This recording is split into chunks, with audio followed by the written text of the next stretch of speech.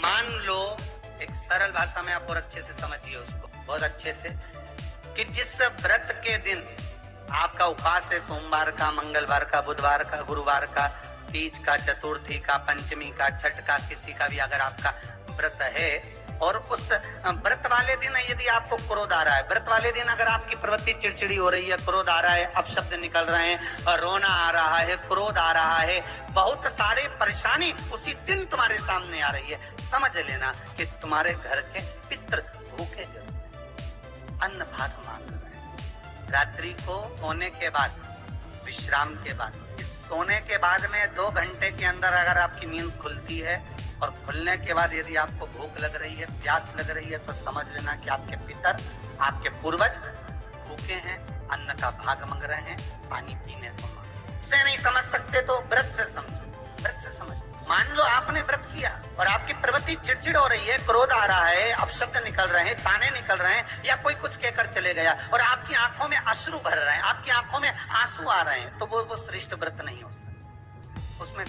पुष्प ताजा है तो आप भगवान को दोगे, सही है कि गलत? केला अच्छा है तो भगवान को दोगे, और काला पड़ गया तो तुम भगवान को दोगे क्या? अंदर से गल चुका है तो भगवान को दोगे क्या? नहीं, आप भगवान को दोगे। कोई फल ताजा है तो आप भगवान को दे दोगे, कोई पुष्प ताजा है, अच्छा है, तो आप भगवान को दोगे। अगर पुष्प मुरझा गया तो भगवान को दोगे क्या?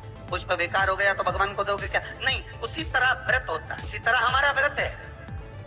जिस व्रत में हमको क्रोध आ रहा है, जिस व्रत में हम चिड़चिड़े हो रहे हैं, जिस व्रत में हम अपशब्द कर रहे हैं, जिस व्रत में हमको रोना आ रहा है, जिस व्रत में हम किसी की बात का ठेस हमको पहुंच रहा है और हम क्रोधित हो गए, हम रो दिए, हम चिड़चिड़ हो गए, समझ लेना वो फूल मुरझा चुका है, वो व्रत तुम्हारा बेकार हो चुका है, उसको भगवान स्वीकार नहीं करते। और जिस व्रत में आपके चेहरे पर प्रसन्नता कि 7 दिन की आपकी शिव महापुराण की कथा है, 5 दिन की आपकी शिव महापुराण की कथा है, 9 दिन की आपकी शिव महापुराण की कथा है, शंकर की कथा, चाहे भागवत कथा हो, चाहे रामायण कथा हो, रामचरितमानस हो, चाहे गीता हो, जिस पुराण को आप बचवा रहे हो, जिस पुराण को आप करवा रहे हो, जो करवाने वाला होता है उसके चेहरे पर स्माइल होना चाहिए, प्रसन्नता होना चाहिए। क्यों?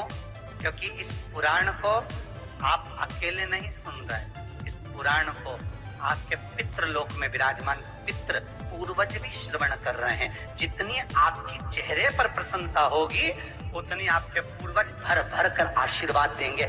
7 दिन तक, जब तक आप कथा का रसस्वादन कर रहे हो, कथा श्रवण कर रहे हो, 7 दिन तक आपके चेहरे पर अगर प्रसन्नता है तो पूर्वजों का आशीर्वाद आप पर बना हो, आप पर